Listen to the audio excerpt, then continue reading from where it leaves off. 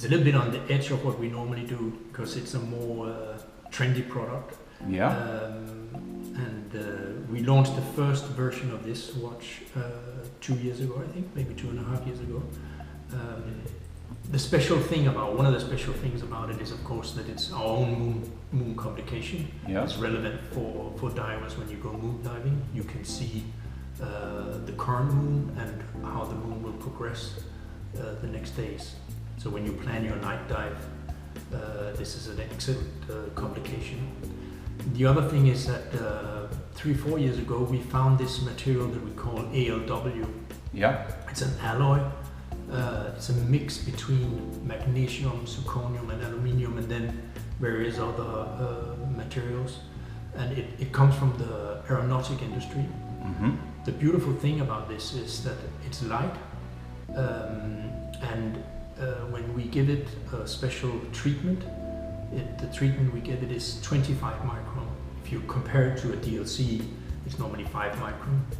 So it's a heavier coating, so to say. Yeah, so it's a thicker coating. Yeah. And the fantastic thing about this coating, it's like a skin lotion that is not only on the surface, but the treatment actually sucks into the alloy.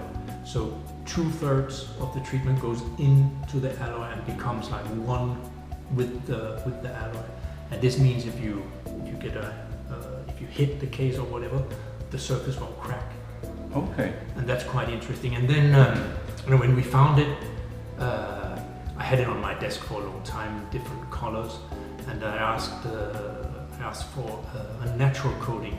And then the company that we work with, they said, we made one, but it looked terrible. And then I said, well, that's good, send it anyway. And I got it, and then it was this strange gray color, and it has this, a little bit like an octopus, that it can change color with the environment. So sometimes it reflects red or yellow from the environment, and I thought that's really interesting. And then we launched it 2.5 years ago, and it was again one of these products where it's a little bit on the edge and a little bit weird, but then it was super positive and everybody liked it. Yep. Yeah, because the whole research and development process is actually also a huge part of your DNA. Yeah. One could easily, pinpoint I want steel or I want gold, but you really do something different. Yeah. And what's the idea behind all these new materials?